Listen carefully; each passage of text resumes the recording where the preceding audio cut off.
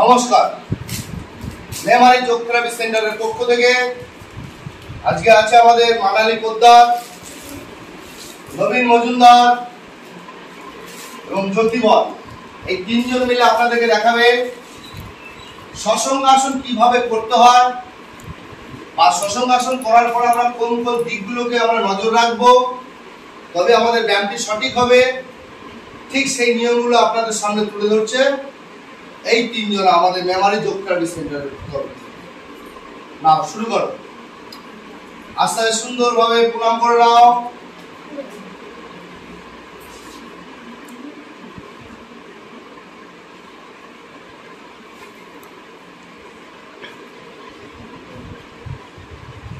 এরপর আস্তে আস্তে হাতগুলোকে সামনের দিকে সোজা করো।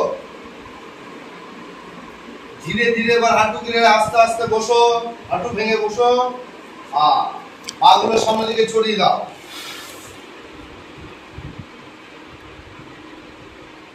এরপর আমরা পাটিকে আস্তে আস্তে ধীরে ধীরে পেছনে টানবো, বজ্রাসনের মতো নিয়ম করে সুন্দরভাবে একটা হাত দিয়ে একটা পা আস্তে আস্তে টানবো, টেনে নেবো।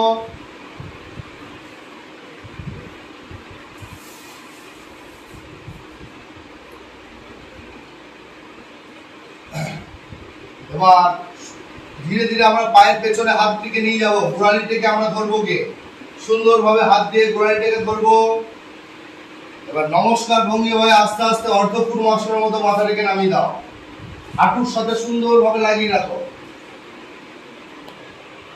এবার আস্তে আস্তে ধীরে ধীরে কোমরটিকে তোলো উপরে।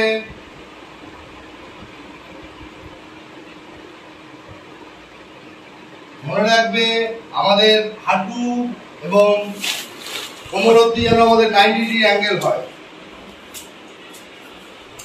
এই ব্যায়ামটিতে মনে রাখবে আমাদের বুড়ো আঙুল, গোড়ালি এবং হাঁটুর মধ্যে কোনো ধরনের ফাঁকা যেন না থাকে। গোড়ালিটাকে সুন্দরভাবে আমাদের ধরতে হবে চারটে আঙুল দিয়েই।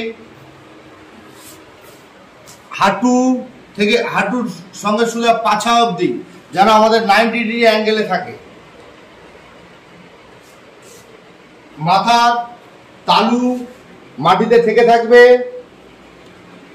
এবং নাক, মুখ, কপাল আমাদের দু পায়ের মাঝখানে ঢুকে যাবে, সুন্দরভাবে লেগে থাকবে। এগুলো আমাদের খেয়াল রাখতে হবে। এবার আমরা কিভাবে এই আসনগুলোকে করব। 1 নম্বর হচ্ছে কোথায় কোথায় আমাদের ভুল ভ্রান্তি থাকবে। যদি আমাদের গোড়ালিতে ফাঁকা থাকে তাহলে আমরা নাম্বার কম পাবো, যদি আমাদের আঙুলে ফাঁকা থাকে নাম্বার কম পাবো। আমাদের হাতের পাতা যেন সুন্দরভাবে ধরা থাকে। মাথার তালু যদি মাটিতে থেকে না থাকে তাহলে আমরা কম নাম্বার পাবো বা আমাদের ভুল হবে। নাক, মুখ যেন হাঁটুর ভেতরে ঢুকে যায় এবং হাঁটু থেকে আমাদের কোমর পর্যন্ত একই তোমার 90 ডিগ্রি অ্যাঙ্গেলে থাকবে। যতটা সম্ভব বডি তুলতে হবে। এবার সুন্দরভাবে এবার ছেড়ে দাও, যেভাবে ধরেছিলে ঠিক সেইভাবে আস্তে আস্তে সুন্দরভাবে ছাড়বে। মাথা থেকে আস্তে আস্তে তুলে নাও। সামনের দিকে হাতগুলো দাও সুন্দর করে। একটা একটা করে পা ছাড়ো, সামনের দিকে ছড়িয়ে দাও।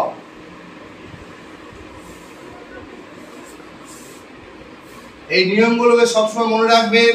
আমরা যেভাবে ব্যায়ামটি ধরবো ঠিক সেইভাবে আমরা ব্যায়ামটি ছাড়বো। আস্তে আস্তে উঠে পড়ো, হাঁটু ভাঙো, আস্তে আস্তে সুন্দর করে ওঠো, আর প্রণাম করো।